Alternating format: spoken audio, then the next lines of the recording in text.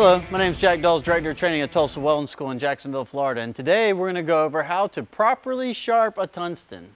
Okay, so I've got a tungsten here, and hopefully you can see it. We've got a very bad end there. It's been broke off, and I like to sharpen both ends, and we're going to go through how to actually sharpen a tungsten. Okay, look at the wheel. There's kind of like a rough wheel and a smooth wheel, if you will. You know, this is kind of like getting it down to where you want it, then kind of fine-tuning it, if you will. So what I like to do is, before I start this, I'm actually going to get everything set up, and I like to set it on to where it's facing the wheel, and we're going to spin it. You can spin it clockwise or counterclockwise. That's entirely up to you. But you always want it facing up on the wheel, so where the wheel is spinning down on you and sharpening like so. You do not want to put it down at a downward angle. The reason why is it will actually put the spirals in your tungsten, and that's not good. That's not the way you want it. So always have gloves on, especially if you're sharpening both ends. I see it a lot of times here at the school where people don't have on gloves, and they've got a needle sharp point on one end, and they're holding it like so, and next thing you know, it jabs down and sticks them in their hand.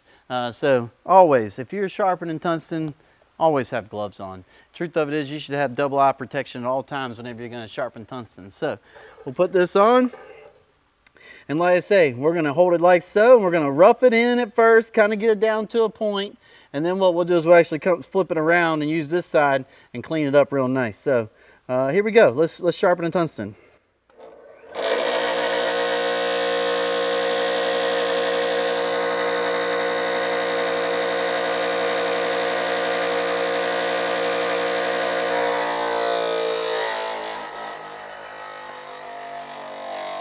I think I found the loudest one that we could possibly use here at the school. So I just wanted to show you, and maybe you can see it. I'll try to hold it still and let you look in there. But you can see I've roughed it in. I've got it almost to like a point, like a pencil lead right now. And what I'm going to go back and do is I'm going to take it over to the finer wheel, and I'm going to sharpen it down and get a nice little point on there. And then I'm going to show you the ones that you don't want to do. Okay, so let's come in here and let's fine tune it on this one here.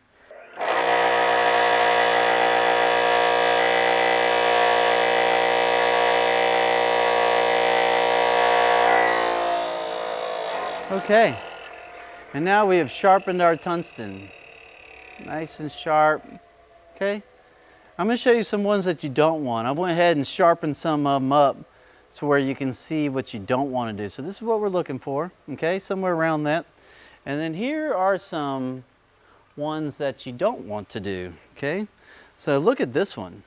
Look how long and tapered it is to a needle point.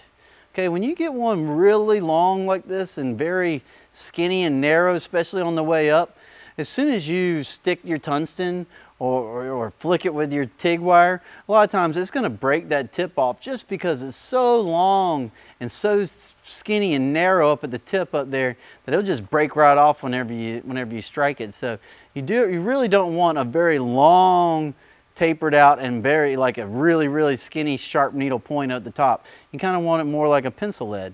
And then over here on this side, I actually sharpened ones where you can see what it looked like. Something like this.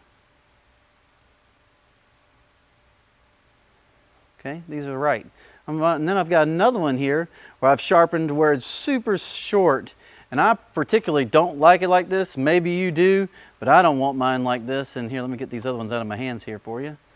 And you can see just how little it is, like a little tiny pencil lead, if you will.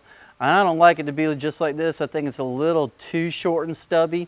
I'd like to have a little more taper on it, as to where then it doesn't, you know, it gives me a little more room for flexibility. So these are the types of things you're looking for when you're sharpening tungstens. Let's hold up another good one.